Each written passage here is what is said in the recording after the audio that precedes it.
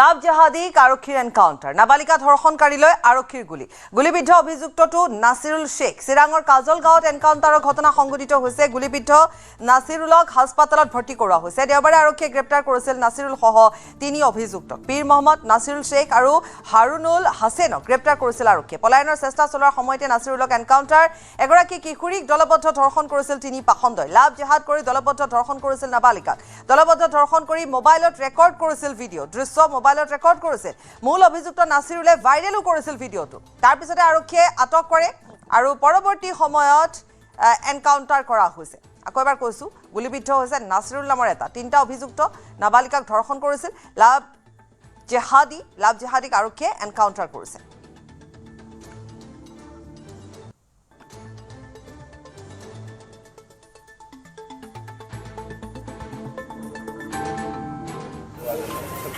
তেওঁলোকে মানে পেচেণ্টটো ৰাতিপুৱাই আহিছে। তাৰমানে মোৰ আগৰ শ্বিফ্টৰ যোন ডক্টৰ আছিলে তেওঁ ৰিচিভ কৰিছে পেচেণ্টটো, আৰু ভৰিত তাৰমানে ৰাইট লেগত এনকাউণ্টাৰ হৈছে পেচেণ্টটো ঢকুৱা হৈছে, আৰু গুলিটো তাৰমানে আৰ পাৰ হৈছে তাৰমানে সেইটো কৈছে।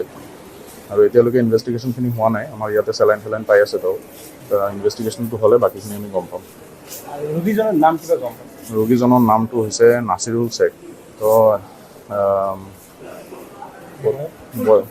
around 21 নেকি, around 21। গুলীবিদ্ধ হৈছে। বৰ্তমান তেখেতৰ অৱস্থা কেনেকুৱা আছে? এতিয়ালৈকেতো ঠিকে আছে পেচেণ্ট। তো এতিয়া মানে অলপ উজিং আছে, ব্লাড মানে অলপ ওলাই আছে। মষ্ট প্ৰবেবলি তো এক্সৰে বা কিবা ইনভেষ্টিগেশ্যন কৰাৰ পিছত আমি বাকীখিনি গম পাম কেনেকুৱা একজেক্টলি। চিৰাঙত পুৰৰ আৰক্ষীৰ বন্দুক গৰজি উঠা পৰিলক্ষিত হৈছে, আৰু এগৰাকী নাবালিকা ছাত্ৰীক যৌন অতিশয্যা চলা দলবদ্ধ ধৰ্ষণ কৰাৰ অপৰাধত 3টাকে পাখণ্ড আটক কৰিছিলে আৰক্ষীয়ে। আৰু নিশা দেখা গ'ল ইয়াৰে এজনক এনকাউণ্টাৰ কৰা পৰিলক্ষিত হৈছে, আৰু যিজন এনকাউণ্টাৰ কৰিছে তেওঁৰ নাম নাজিৰুল শেখ। তেওঁৰ ঘৰ চিৰাঙৰ বৰতলাত। চাঞ্চল্য সৃষ্টি কৰিছে, কিয়নো এটা ঘটনা সংঘটিত হৈছে 24 জুলাইত, আৰু এগৰাকী জনজাতীয় সম্প্ৰদায়ৰ 10ম শ্ৰেণীৰ ছাত্ৰীক ফুচলাই লৈ অহা হৈছিলে, আৰু ফুচলাই অনাৰ পিছত তেওঁৰ এটা ঘৰত দলবদ্ধভাৱে অপকৰ্ম সংঘটিত কৰিছিলে। আৰু পৰৱৰ্তী সময়ত সেই সমগ্ৰ ঘটনা যেতিয়া তেওঁলোকে মোবাইলে ৰেকৰ্ডিং কৰি সেই আবদ্ধ কৰিছিলে, আৰু পিছত সেইখিনি তেওঁলোকে সামাজিক মাধ্যমত এৰি দিছিলে। আৰু যেতিয়া ঘটনাটো ৰাষ্ট্ৰ হৈ পৰিছিলে, তেতিয়া পৰিয়ালৰ লোকে আৰক্ষীৰ কাষ চাপিছিলে। আৰু 15 আগষ্টত যেতিয়া আৰক্ষীৰ তাতে এজাহাৰ দাখিল কৰিছিলে, এজাহাৰ দিয়াৰ পিছত আৰক্ষীয়ে তাৎক্ষণিকভাৱে ব্যৱস্থা গ্ৰহণ কৰে, আৰু 3টাকে পাখণ্ডক আৰক্ষীয়ে কৰায়ত্ব কৰিবলৈ সক্ষম হৈছে। ইয়াৰে বৰতলাৰ নাজিৰুল শেখৰ উপৰি আছিলে ধুবুৰীৰ পীৰ মহম্মদ আৰু বঙাইগাঁও বৰপথাৰৰ হাৰুনুৰ হাছেন। এই 3টাক আটক কৰিবলৈ সক্ষম হৈছিলে। কিন্তু চাঞ্চল্যকৰ ঘটনা আমি আৰক্ষীৰ এক সূত্ৰৰ জৰিয়তে জানিব পাৰিছো, নিশাৰ ভাগত যেতিয়া তেওঁলোকক তদন্তৰ কাৰণে ইয়াৰ পৰা লৈ গৈছিলে, কিন্তু সেই সময়তে পলায়নৰ চেষ্টা কৰিছিলে নাছিৰুল শেখ, আৰু নাছিৰুল শেখক তেতিয়া আৰক্ষী গুলীয়াবলৈ বাধ্য হৈছিলে। আৰু নাছিৰুল শেখ বৰ্তমান কাজলগাঁৱত যিখন অসামৰিক চিকিৎসালয় আছে, ইয়াতে চিকিৎসাধীন হৈ আছে।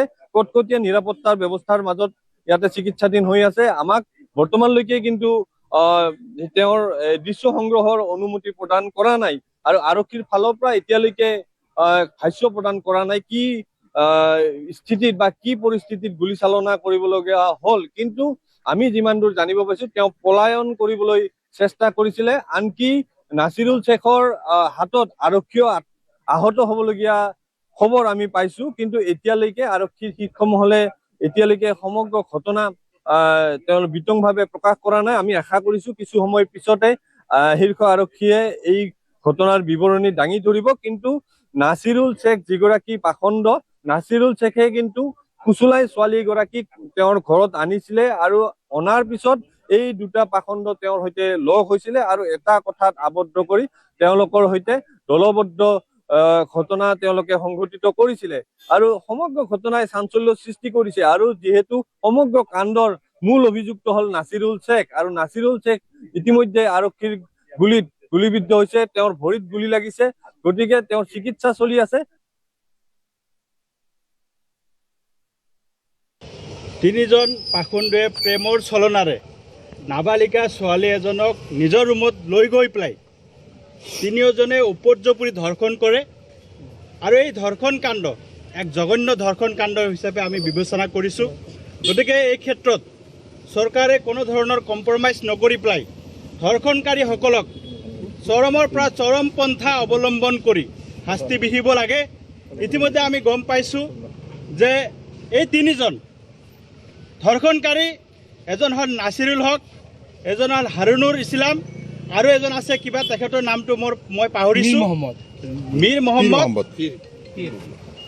গতিকে এই তিনিজনক চৰকাৰক আমি আহ্বান জনাইছোঁ যে অতি সোনকালে এনকাউণ্টাৰ কৰি পেলাই এই ছোৱালীজনীক ন্যায় প্ৰদান কৰিব লাগে, উপযুক্ত শাস্তি বিহিব লাগে, এনকাউণ্টাৰ কৰিব লাগে, ভৰিত নহয় চিধা চিধিকৈ এনকাউণ্টাৰ কৰিব লাগে।